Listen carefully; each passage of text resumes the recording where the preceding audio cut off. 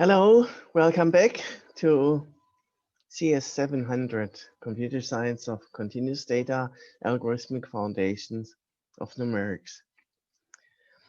So we have concluded the entire first half of this lecture, namely talking about computability. First, a recap of discrete computability theory, and then an extensive consideration of various aspects of computability theory over the real numbers, over real sequences, real functions, real subsets, and then most generally over topological Kolmogorov spaces, T0 spaces with a countable, second countable basis. And this is finished, and now we're delving into the second half of the course about complexity. And the structure is very similar.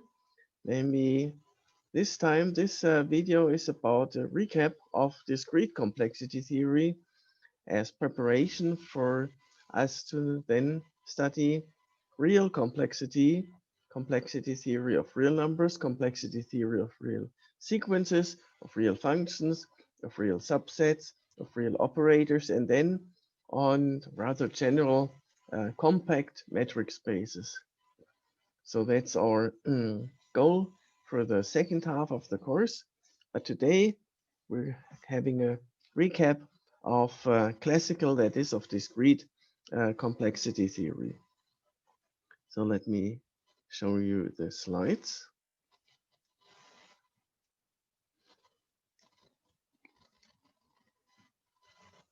So what we're going to recall today is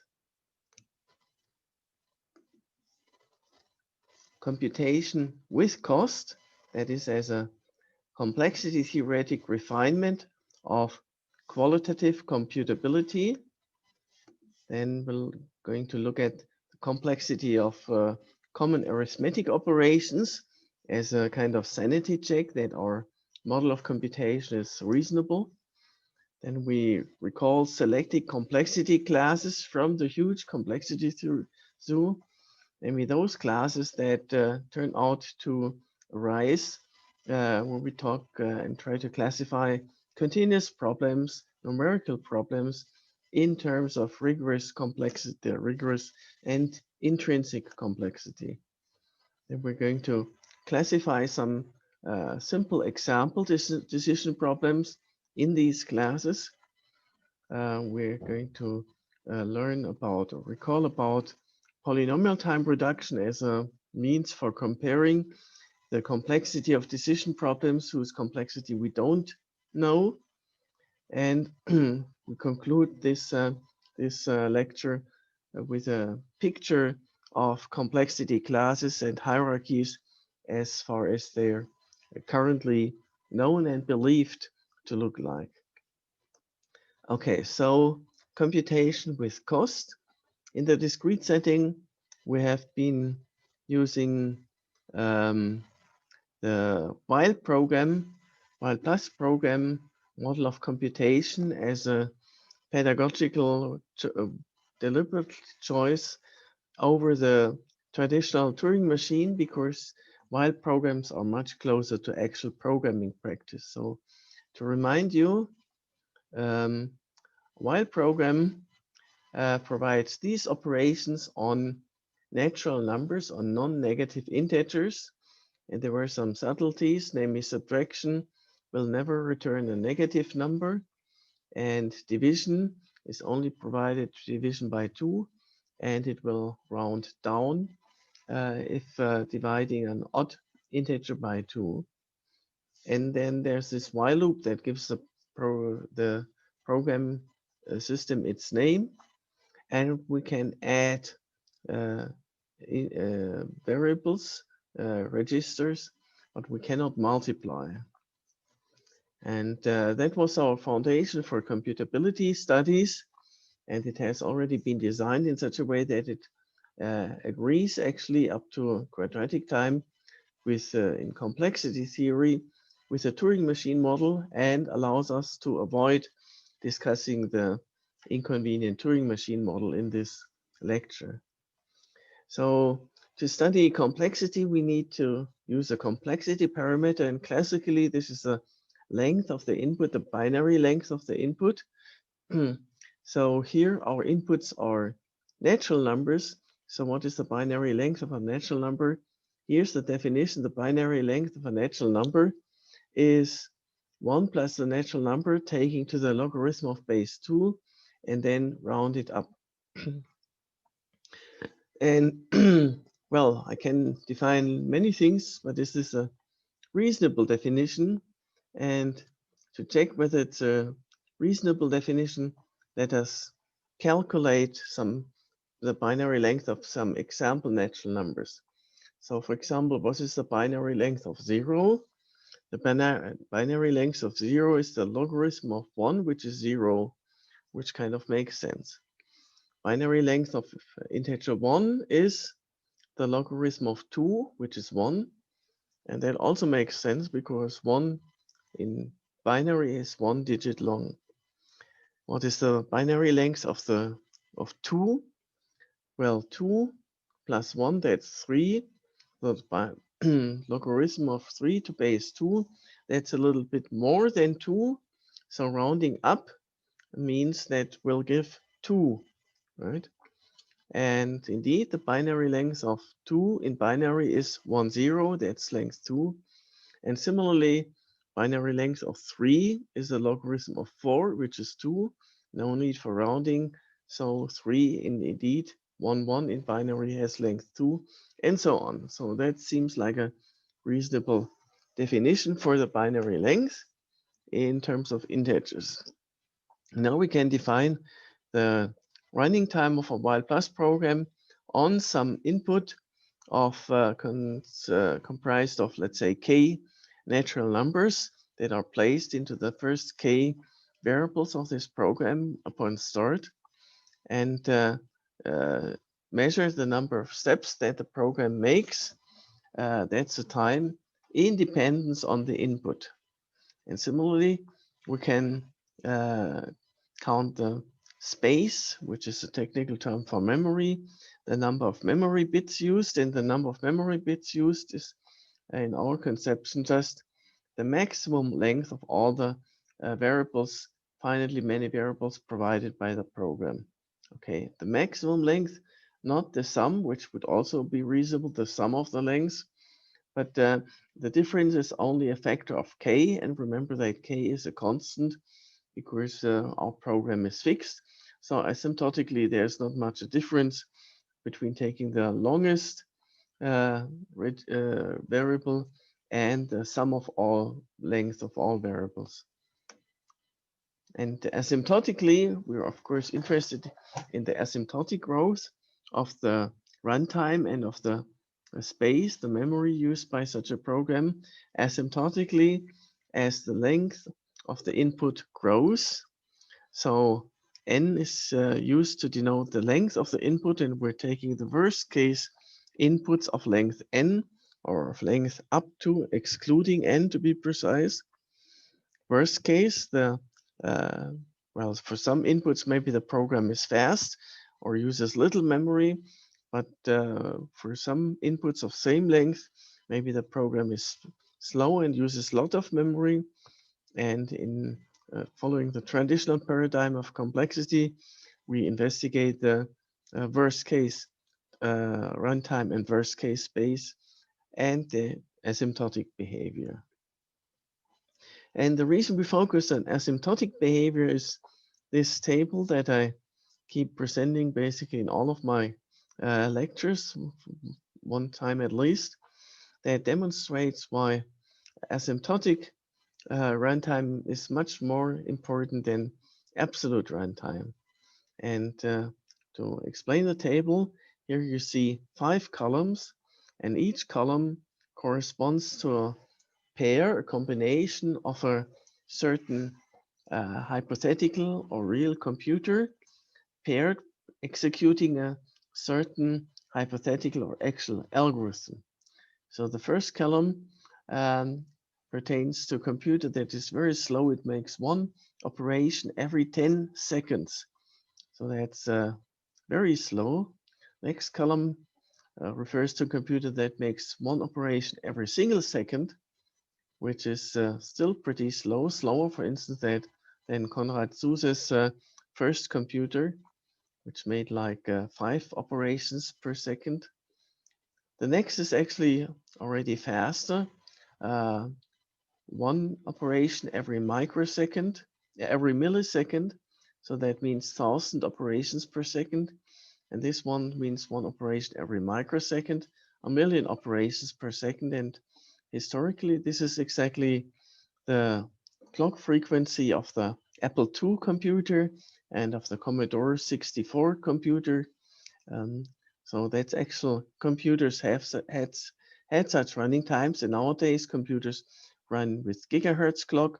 That means they perform one operation every nanosecond, a billion operations per second, roughly. So these are the computers, one computer for each column, and also in each column is assigned to some algorithm. So the algorithm that is running on the slowest computer is, let's say, binary search, which has a logarithmic running time. The algorithm running on the second column computer is, let's say, something like heap sort in log n running time. Then there's a, let's say, bubble sort, quadratic running time running on the third faster computer.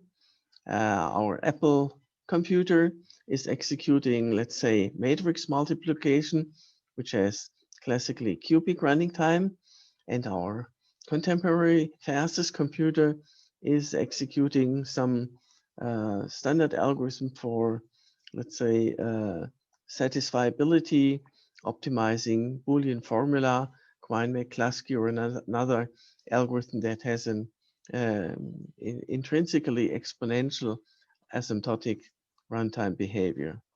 And now let's compare the actual absolute running times of these computers paired with their specific algorithms. And well, not surprisingly, the fastest computer is fastest.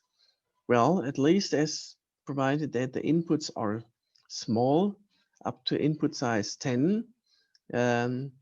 Actually, this computer is fastest, but already when the input size grows from 10 to 100, even the fastest computer becomes completely useless when executing this exponential time algorithm, whereas the cubic time algorithm already outperforms that computer by far, even although it is running on a legacy Apple IIe. It only takes 1 second.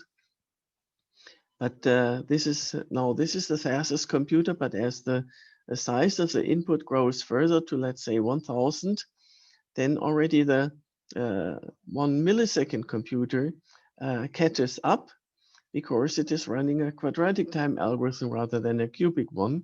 So now these are actually paired, and observe that the slowest computer, which only makes one operation every 10 seconds, beats both of them because it is running the asymptotically optimal binary search algorithm. It only takes 1.5 minutes.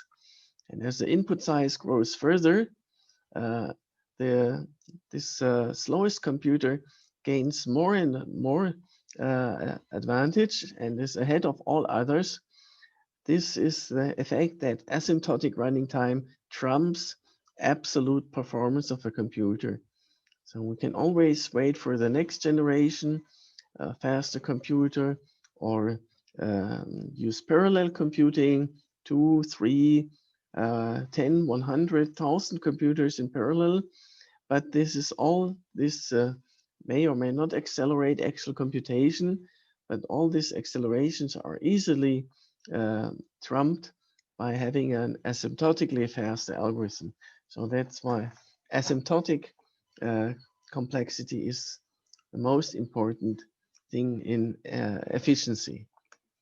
So let's look at the asymptotic efficiency of some popular arithmetic operations on natural numbers. And yeah, this is not difficult. Just remember your high school time when you did, for instance, uh, long addition or long multiplication of natural numbers. So let's consider, for example, the problem of multiplying two integers and naively doing so by repeated addition, as you would never do it yourself. Uh, Now, in this model of computation, amounts to an exponential time. Exponential time, why? Well, let's say our two integers that we need to multiply are a and b. So we would kind of, let's say, b times b plus b plus b plus b, repeatedly applying the addition operation that our bypass programs provide. B plus b plus b, a times in a loop, right? A while loop that kind of increments a counter until it reaches a to keep track of how often b has been added. But this loop will be executed and repeated a times then. But remember that we measure the running time in terms of the binary length of a and not of the actual value of a. That's an important distinction. So let me use the opportunity to remind you, we measure running time and space in terms of the binary length of the input, not in terms of the value of the input. If we were to measure it in the value of the input, then the famous integer factorization problem would easily be computable in polynomial time. But of course, that doesn't make much sense because the integers that currently are used in, let's say, RSA cryptography have a bit length of 1000, 2000, 4000. So anything that is polynomial in the value would be polynomial in 2 to the 1000, 2 to the 2000, 2 to the 4000, which is astronomical and completely unreasonable. So measuring everything in terms of a binary length would mean measuring in terms of binary length being 1000 or 2000 or 4000, and that's a reasonable quantity.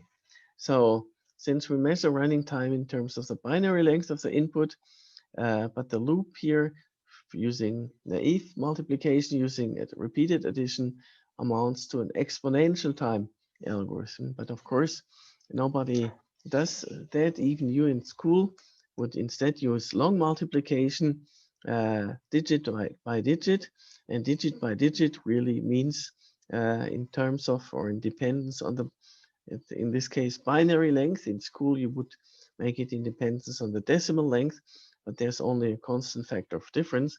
So to make things short, a long multiplication is a multiplication algorithm which now takes linear time in this model of computation.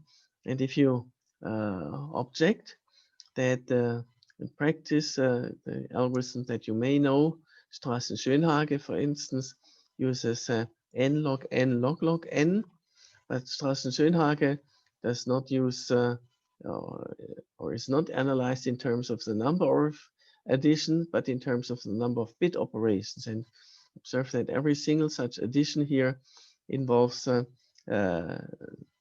two natural numbers of a large, possibly large number of bits. So this is not the bit model of computation. The optimal algorithm for integer multiplication has a bit cost of n log n, and that was an achievement of Joris van der Heuven from Lix in Palaiseau near Paris. He made the final improvement through a series of improvements from Strassen-Schönhage, which had been the best algorithm over decades. Yeah, but I digress.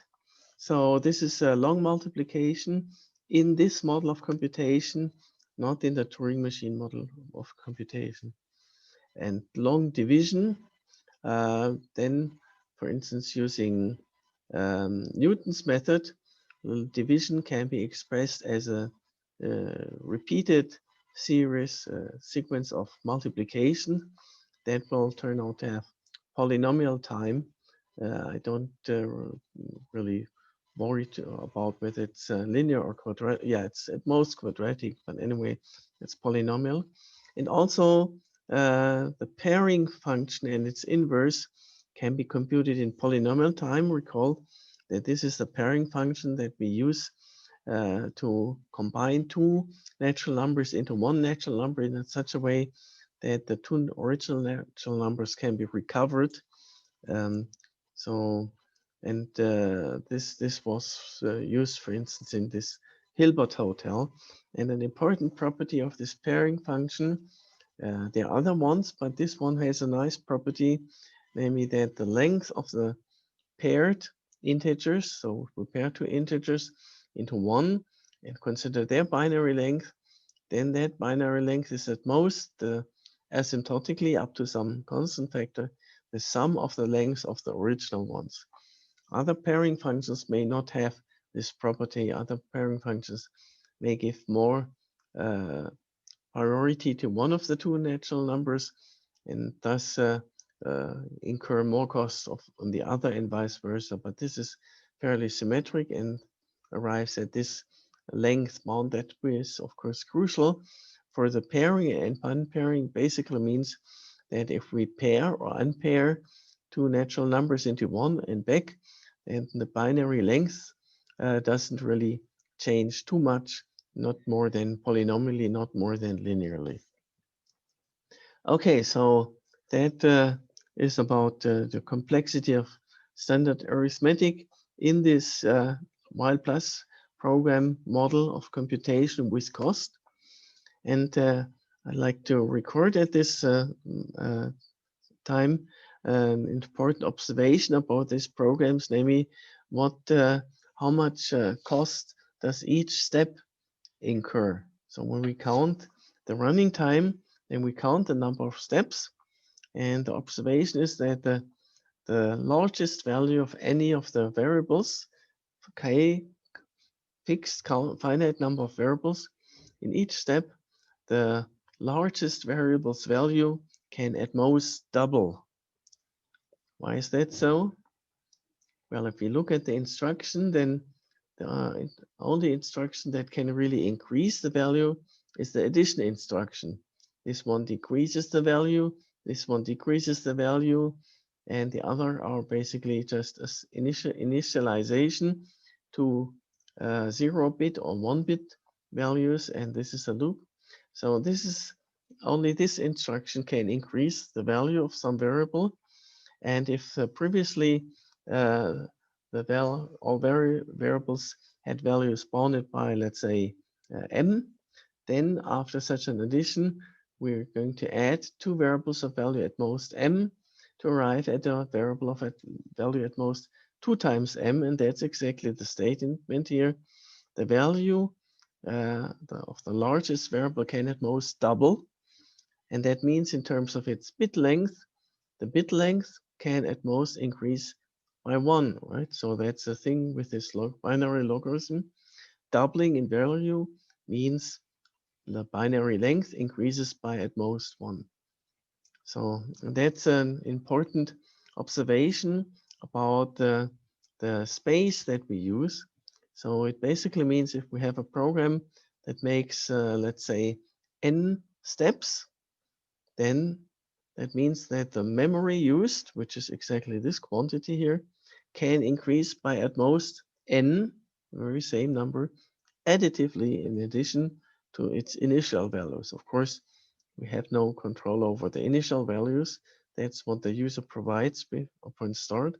But during the execution, each step can at most increase the memory used by at most 1, and therefore, for example, a polynomial time algorithm will only have to deal with values that are polynomially longer, at most polynomially longer than the initial values.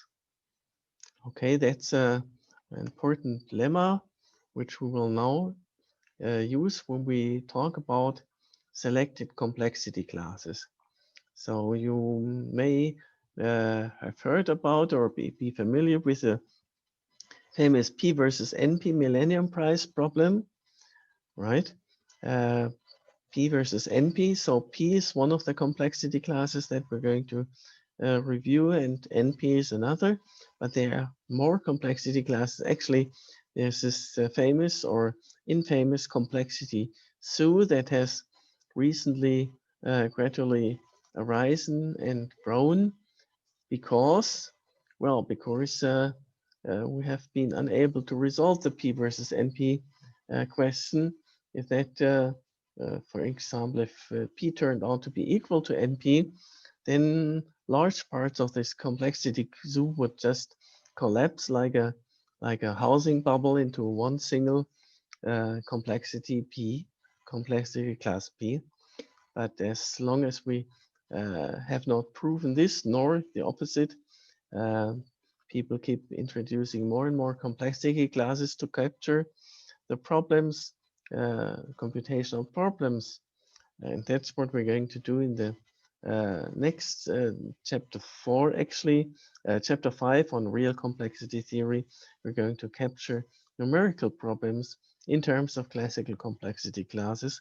And to this end, the following 4 complexity classes will turn out to suffice. Before we introduce them, let me state some properties of this model of computation with cost that demonstrate that it is reasonable. Well, it is reasonable because it kind of almost captures the complexity of arithmetic operations on natural numbers as we know, but also a nice property or property demonstrating its being reasonable is that it is closed under composition.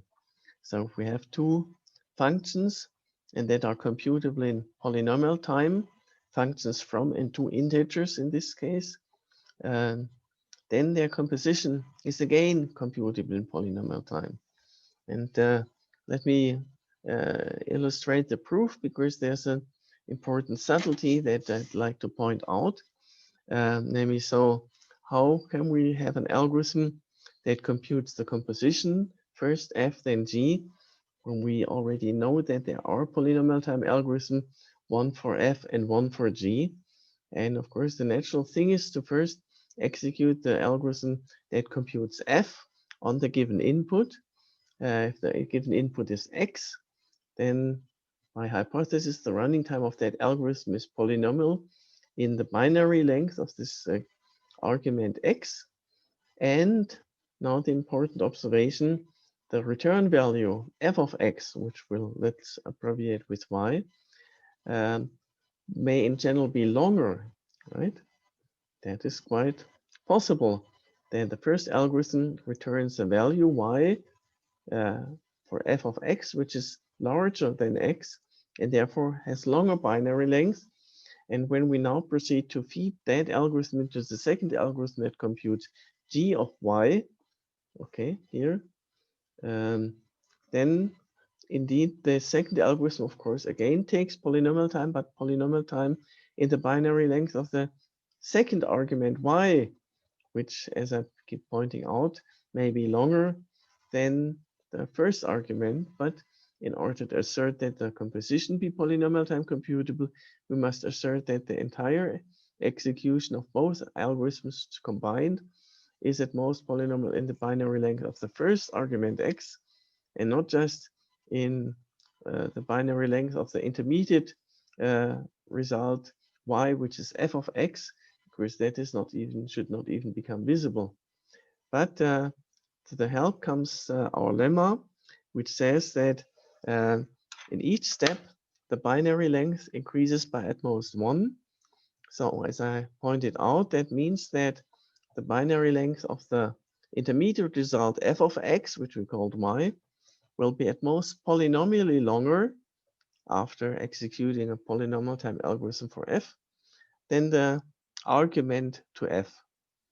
And then when we now execute the second algorithm, computing g, its running time is again polynomial, but now polynomial in the binary length of the intermediate result, which is, as we just argued, polynomial in the binary length of the original argument.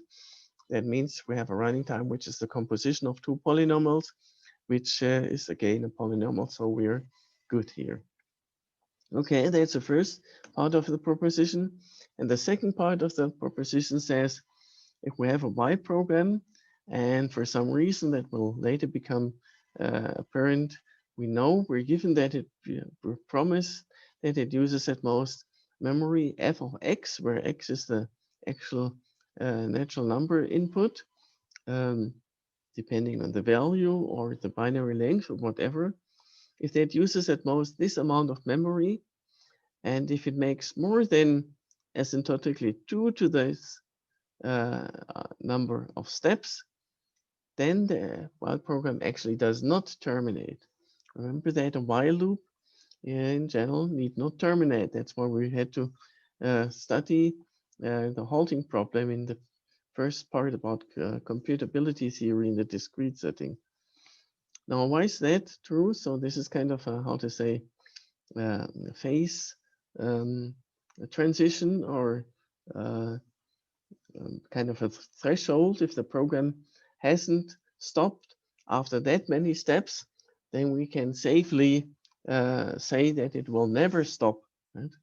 So that's an interesting statement, which seems to allow us to decide the halting problem by running the program for this number of steps. And if it doesn't stop by then we know that it does not terminate. However, this relies on the promise or the hypothesis that the program uses at most this amount of memory, which of course is again an undecidable problem like the halting problem. So we cannot avoid the halting problem, but this is an interesting property when we talk about complexity theory, in particular when we talk about space or memory bounded complexity. Now, why is this true? Well, consider all the configurations of this program, right? So let's consider all the possible values, that all the constantly many variables, right? So we have k variables. It's a fixed program. What values can these variables have? Well, every variable uses at most s of x bits of memory by hypothesis, right? And that's our definition of how much memory an entire program uses. The largest number of bits that any of its variables holds throughout the computation. So if the first variable has at most that number of bits, that it means that its values will always be between 0 and 2 to that, 2 to the s. Right? And same for the second variable, and same for the third, and same for the kth variable. So all variables will have values between these. And the same applies, and now the interesting thing, the same applies also for the program counter, which we haven't really talked about. Of course, while program has a program counter that says which line of the while plus program code is currently under execution. And of course, the program counter will always be between 0, the initial command starting the program, and let's say L, the length of the program, right? The program is fixed, so L is a constant, and the program counter will always be between these two values, 0 and this constant. And so if during some point in the computation, both the program counter has the same value as sometime before, maybe an hour before, and after an hour, the program is somehow arrives at the same line of code, and all variables have the same values again as 1 hour before, then that means that the entire program configuration, which governs the execution of the program, it's all deterministic. That means that the entire execution of the program will be the same as 1 hour before. So it will continue to re-execute exactly the same lines of code with the same values of its variables as 1 hour before. And after one more hour, that the same will happen again, right? And again and again. So every hour the program that will then, once the program returns to a previous configuration, to the previous, the program counter returns to the previous value, and all variables contents return to some previously held value also, then that means that the entire computation will repeat itself again and again, and in particular will never terminate. So that means, since by contraposition, since we only consider terminating programs, that means we have a bound. If we're promised a bound on the amount of memory used by the program, if we have a space-bounded program, then that immediately yields a bound on the number of steps it can make, an exponential bound, because we discard any non-termination computations and programs. And again, that will turn out helpful. I mean, now when we introduce and compare the classical complexity classes, for those of you who may not be familiar with them, the others, please feel free to tune out. Okay, so we're considering decision problems for wild-path programs. These are subsets of natural numbers or subsets of finite binary strings encoded in binary as natural numbers. And P, this famous complexity class, is a complexity class of all problems that can be decided in polynomial time. That means for all problems for which there exists a while-plus program, which terminates after a number of steps, which is polynomial in the binary length of the input, right? The binary length of this natural number, which we're asked to check whether it belongs to L or not, and then tells whether this natural number belongs to L or not. That's decision problem. Always terminating, tell yes or no. That's not a function problem, but a decision problem. And running time must be polynomial in the binary length of the input. That is what is generally considered as efficiently solvable problems. Good, but not so efficiently solvable problems include, for instance, the problems solvable in exponential time. So this is this class X of problems which can be solved in time, let's say 2 to the n or 2 to the n squared. This is also considered exponential. So we deliberately allow here for polynomials in the exponent. That gives a class with much nicer closure properties than allowing just 2 to the n.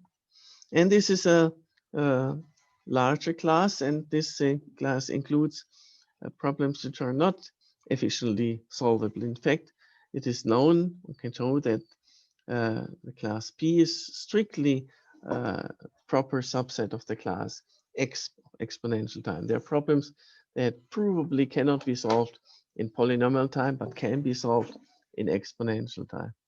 And between these classes is now our new class P space, the class of problems which can be decided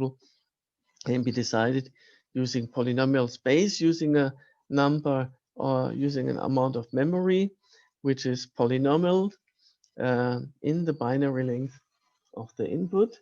So that is polynomial space, polynomial memory. And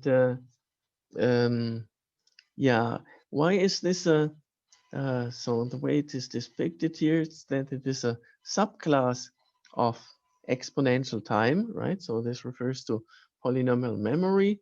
This refers to exponential time. And why is this indeed a subclass?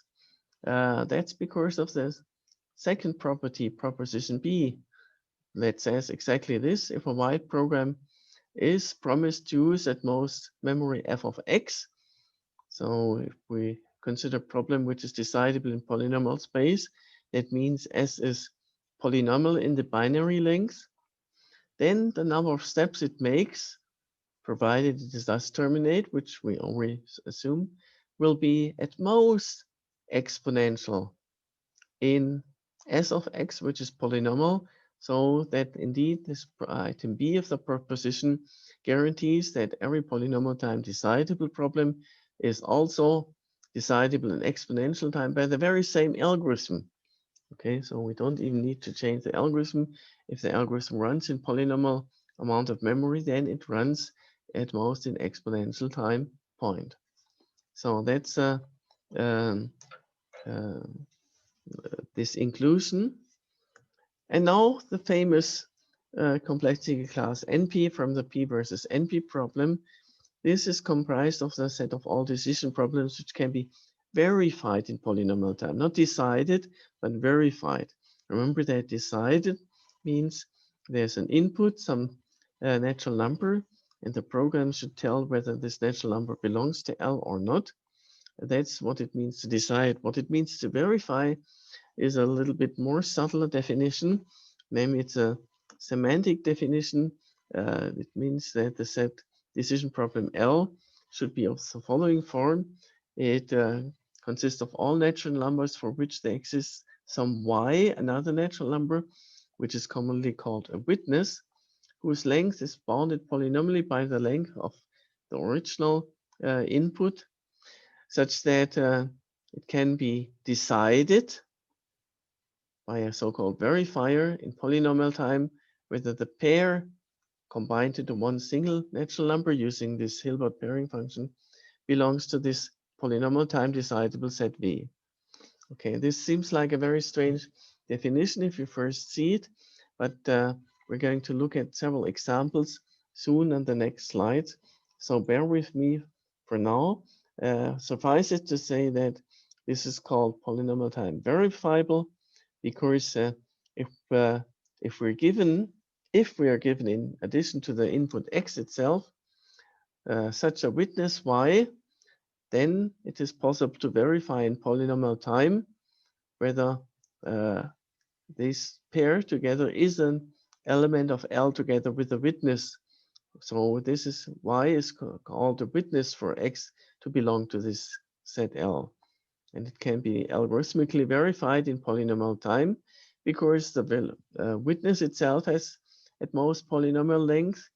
So combining both input and witness into one natural number will also still be polynomial length, polynomial in the length of the original input, and then verifying whether this new natural number belongs to the decision problem V by hypothesis can also be decided in polynomial time on the binary length. So everything is polynomial time in the binary length of the original input, provided we are given such a witness. If we're not given such a witness, or if there is no witness, then it seems, at least for now and intuitively, hard to check whether this input indeed belongs to um, uh,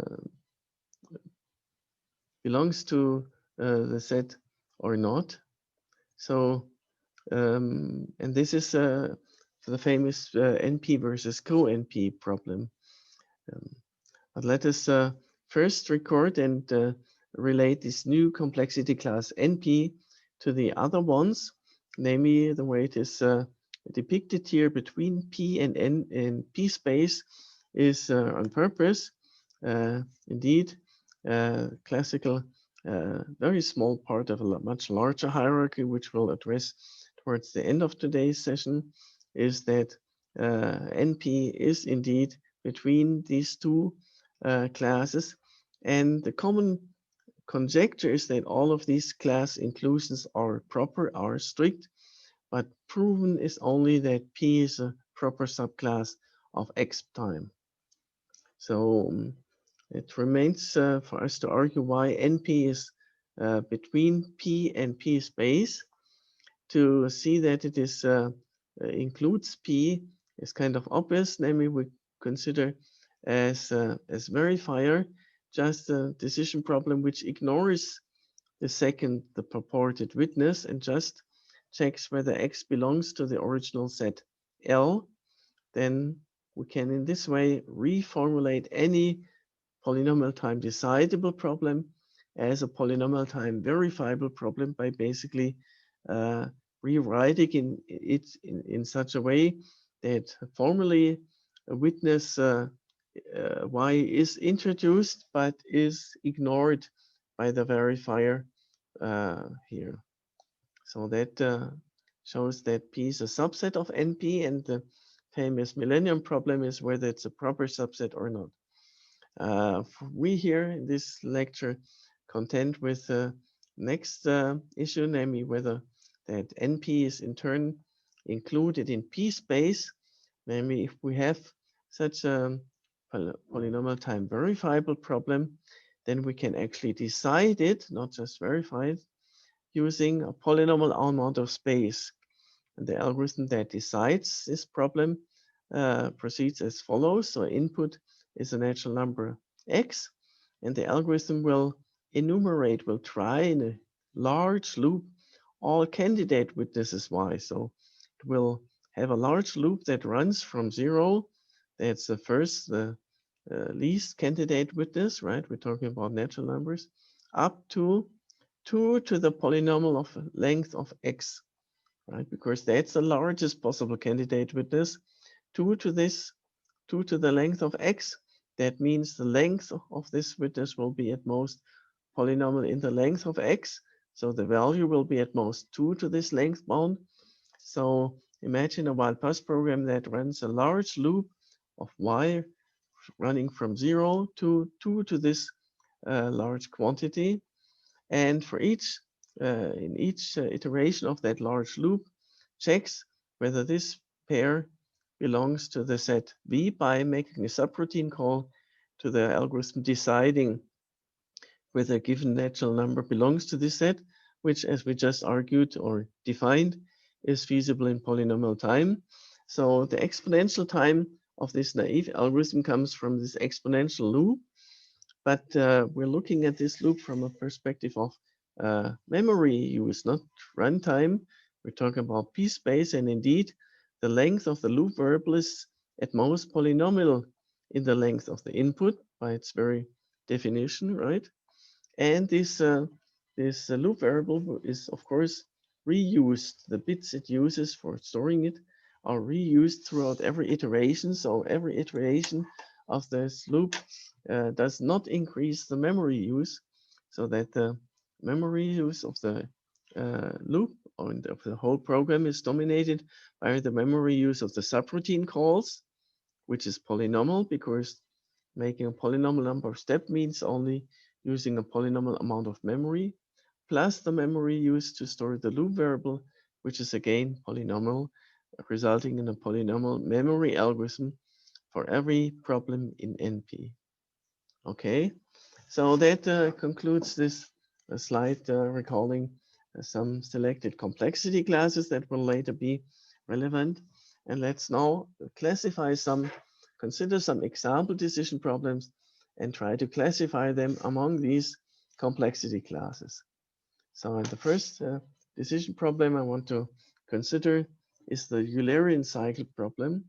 In this problem, we're given an undirected graph G and ask whether it's possible to start in any vertex and traverse every edge precisely once and then return to the original vertex. This problem has been motivated by the city of Königsberg, which in ancient times, times of Leonhard Euler, looked roughly like this. There's a river, as with most cities, and there are 7 bridges across the river, which subdivide the city into 4 connected components, this one, this one, this one, and this one. Well, at that time. And we turn that into a graph, actually a multi-graph because it has multi-edges. In this way, by turning every connected component of land into a single vertex and converting every bridge into an edge. And then the Eulerian cycle problem asks whether it is possible to start anywhere and return to the same point after having crossed every edge, every bridge precisely once. And Leonhard Euler proved that for Königsberg this is impossible, and we're going to recall his proof in a minute. But in the general setting of given an arbitrary graph, does it have a Eulerian cycle? It is formalized in this way, where this here now denotes the encoding of the graph into one single natural number in one way or another. I don't want to delve into that question too far. just imagine, for example, the adjacency matrix of the graph and all its entries, bits 0 and 1, if there's an edge absent, present or absent, concatenated and then interpreted this long binary string as one large integer. Okay, so that's a Eulerian cycle decision problem. And for this case, the answer is no, as I will argue in a minute. But in general, for other graphs, the answer will, of course, be yes. So how complicated is it to decide, given a graph, whether it has Eulerian cycle? And to remind you, here's the syntactical definition of the complexity class NP. And it is immediate to see that the Eulerian cycle problem can be expressed in this syntactical way, namely x here corresponds to the encoding of a graph. That's the input. And the witness would, for example, be an actual Eulerian cycle if it exists, right? Then, because given a Eulerian cycle in a graph, it's easy to verify that it is a Eulerian cycle by following the edges one by one, checking, marking every edge, the one that has been traversed, to make sure it is not traversed any second time, and checking that in the end we arrive at the original vertex. So that's given a witness, given a Eulerian cycle, it is easy to verify that a graph has a Eulerian cycle using that witness. But can we do without? So what we've just argued is that this decision problem belongs to this class NP, and I've now raised the question of whether this is optimal or whether we can put this decision problem into a smaller complexity class of our small hierarchy. Smaller complexity class would be, for example, P. Is it possible to decide this in polynomial time? And indeed, this is possible. So NP is not the final answer. It is correct, but not the final answer for classifying the Eulerian cycle problem.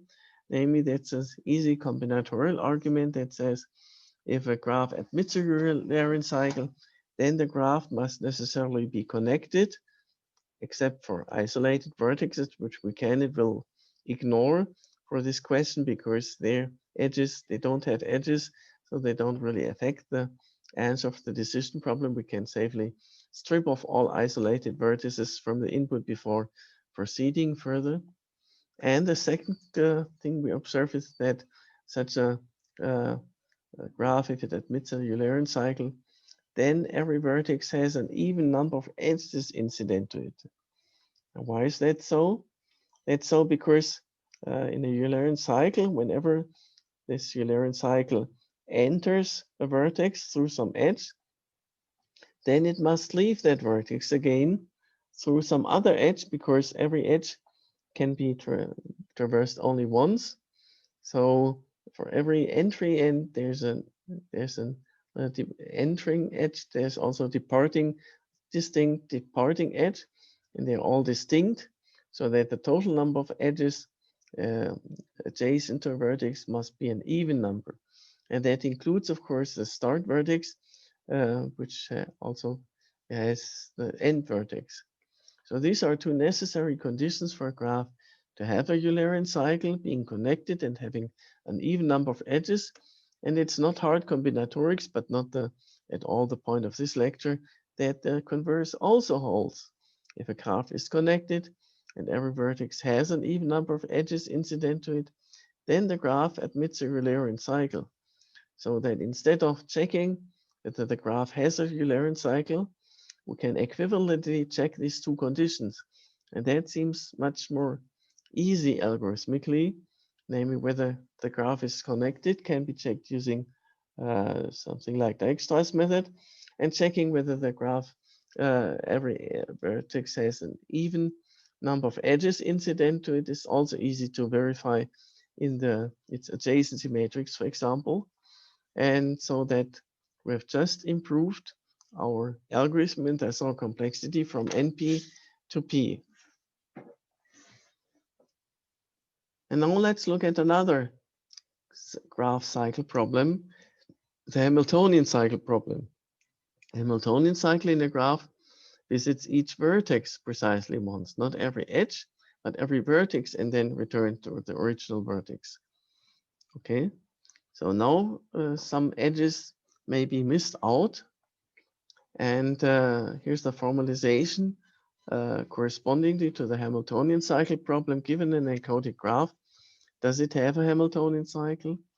And this decision problem is also easily seen or reformulated in the terms of this syntactic form of NP with a witness, now the witness being the Hamiltonian cycle, which can be verified very easily in polynomial time, so that also this problem turns out to be an NP, and immediately raises the question whether also this can be improved to actually a polynomial time algorithm. Not NP, polynomial time verifiable, but polynomial time decidable. And unlike the Eulerian cycle problem, this is unknown. This has been unknown for decades, and this is one of the famous NP complete problems. So if this problem can be decided in polynomial time, then the entire complexity class NP collapses to P and vice versa, if and only if. But please stay tuned until I formally introduce polynomial time completeness in 2 slides ahead. So the message to take home from this slide is that from a seemingly simple decision problem, it is not at all clear whether or not it can be decided in polynomial time. And actually, a minor change of the problem from Eulerian cycle to Hamiltonian cycle seems to be able to drastically change the intrinsic complexity of the problem from P to NP complete. So that's the class NP complete. And as I said, we don't know until this very day whether Hamiltonian cycle is decidable polynomial time or not. But still, we want to be able to talk about its complexity, although we don't know its complexity. We want to compare its complexity to the complexity of other decision problems whose complexity we also don't know. And the key to this is polynomial time reduction. So let me introduce and illustrate this concept with some example. So here 2 other graph theoretic decision problems. The first is the clique problem, where we're given a graph and a natural number k and ask whether this graph contains a clique, a complete subgraph of size k. And another decision problem for graphs is the independent set problem, which begins in its specification very similarly. Given a graph, a natural number k, does the graph have k distinct vertices which are pairwise not connected? No 2 of these k vertices. And so here's an example instance. So here's a graph on 4, 8, 9 vertices, if I have counted correctly, 9 vertices. And observe that this graph has an independent set of size 4, namely the red vertices, the vertices that I have deliberately colored in red, are pairwise not connected, as you can easily confirm. Now 2 of these vertices have edges. So when input of this graph and when k is equal to 4, then the answer to the independent set problem would be no, this graph, yes, this graph has 4 pairwise non-connected edges. Here's another graph, and this graph actually has a 4 clique. There are 4 pairwise connected vertices, and as it happens, these are exactly the same red vertices as previously. They, as you see, are pairwise connected. And what's the relation between the 2 graphs? One graph is the complement of the other. So whenever there's an edge present in this graph, this edge is absent here. And whenever there's an edge absent here, then it is present here. Let me swip back and forth a little bit for you to verify that. Whenever there's an edge present in one graph, it's absent in the other, and vice versa. So that one graph is the complement of the other. And also observe that if one graph has a k-click, then exactly these vertices form an independent set of same cardinality in the other graph, and vice versa. So this k-click here, the 4 red vertices, gives rise to an independent set of size 4 in the complement graph, and the independent set of size 4 in this graph gives rise to a 4-click in the complement graph. So that these are actually translate instances from one problem to the other, with positive instances to positive and negative instances to negative, simply by complementing the graph. And complementing the graph is easy to do. Algorithmically, just invert all bits in the adjacency matrix. So this is an example of what we're now going to formalize, namely polynomial time reduction. So consider two decision problem subset of natural numbers. Recall that we defined reduction when we talked about computability investigations as a means of comparing uh, between undecidable problems like totality and halting problem. And now we're going to refine that notion by adding complexity constraints. So these are the pictures that you already know. And now we're adding complexity, and we have observed that it satisfies nice properties, this relation. It's transitive, and decidable problems are closed under this reduction. But now we're going to add this complexity refinement. Namely, now we're considering polynomial time reduction, where this translation previously was just supposed to be computable, and now we want it to be computable in polynomial time, which is a stronger condition. And then this new relation between decision problems will be indicated with this letter P for polynomial time in subscript. And it's not hard to verify that also this relation uh, is a partial pre-order. It is transitive for the same reason that we had in the previous proposition, namely the first reduction can increase the length. The first translation can increase the binary length of the input, but at most polynomially so, because it's a polynomial time conversion, and so can the second. And together, that means the composition of the two translation is again a polynomial time translation, as we observed previously. And if the one decision problem, the right one, is polynomial time decidable, and if we have a polynomial time translation, then also the left one is polynomial time decidable. Again, that's kind of easy to see by combining the two algorithms. Good, so now using this polynomial time reduction, and because of this property, we can compare problems even though we don't really know their complexity. In particular, for this example, click and independent set problem. This means that if we have a polynomial time algorithm for click problem, then that immediately gives rise to polynomial time algorithm for independent set problem, and vice versa.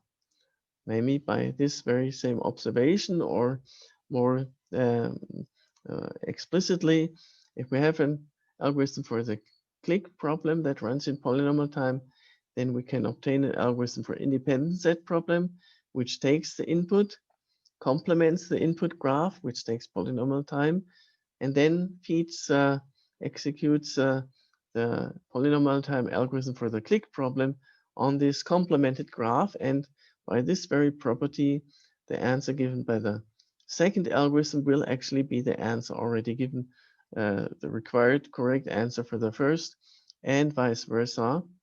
So this property makes sure that positive instances with positive answers are translated to positive instances, positive answers here, and vice versa.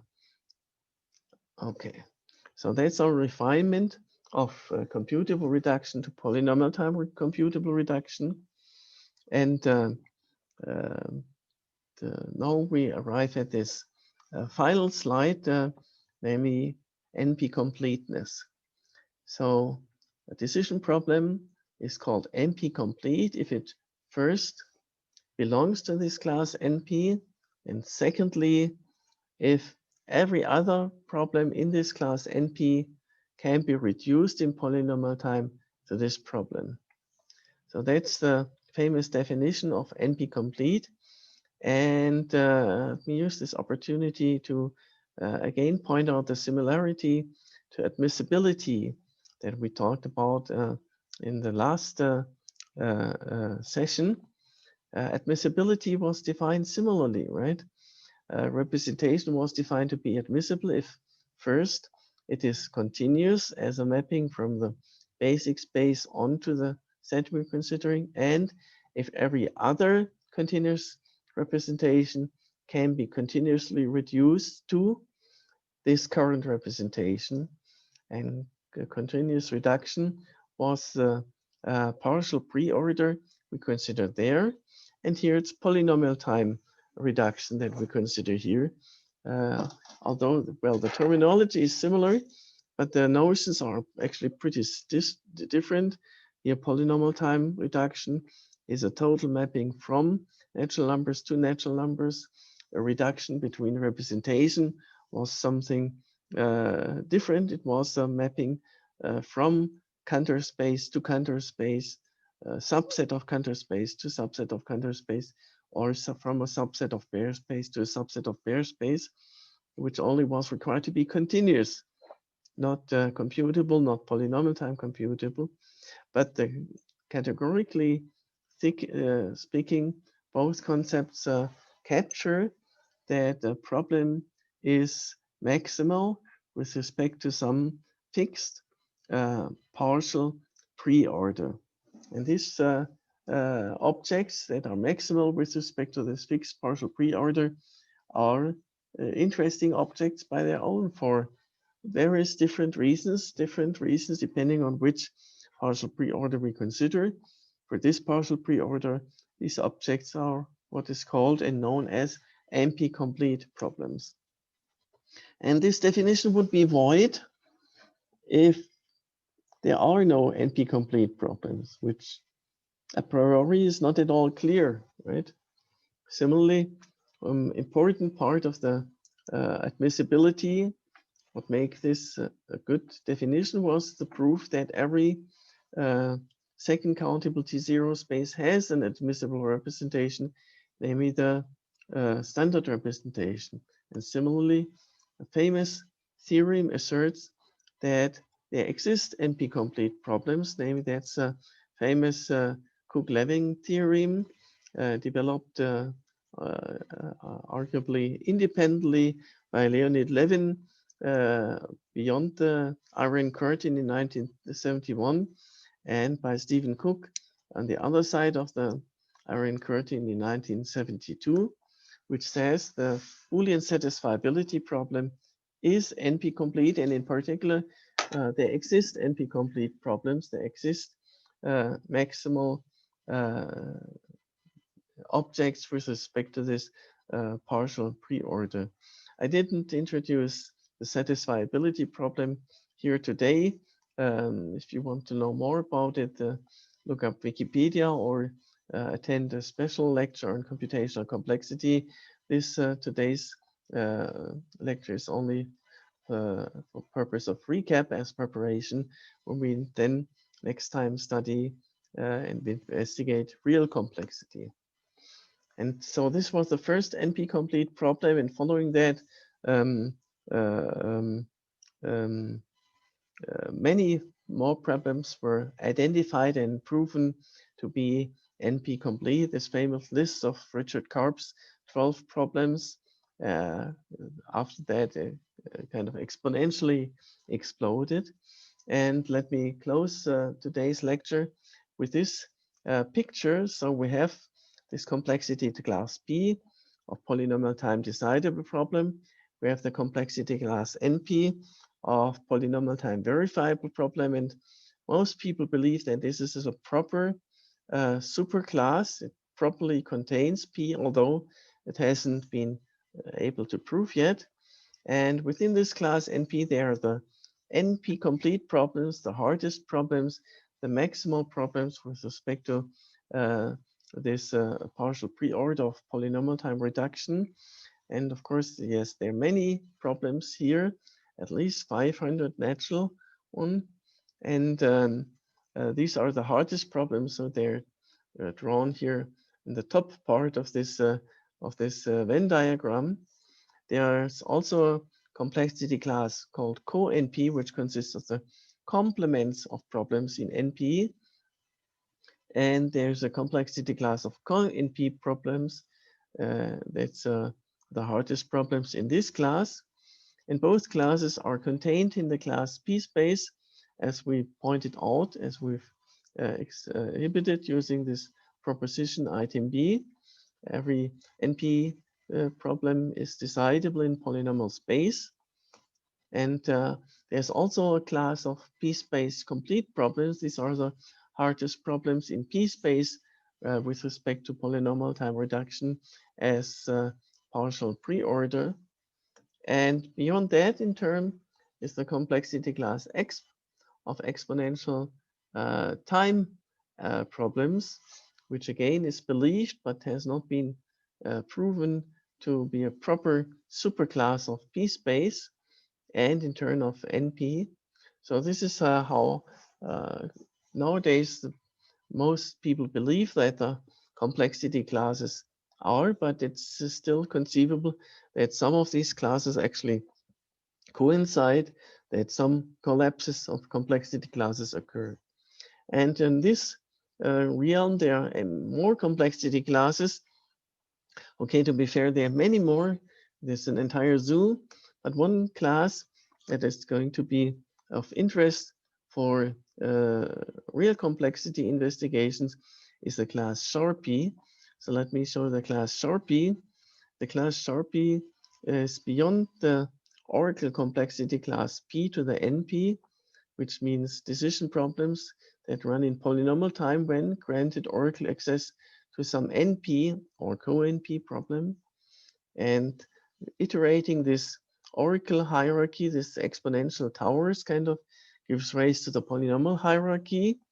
And here's finally the class Sharpie that I was heading for, that will turn out to characterize several numerical problems.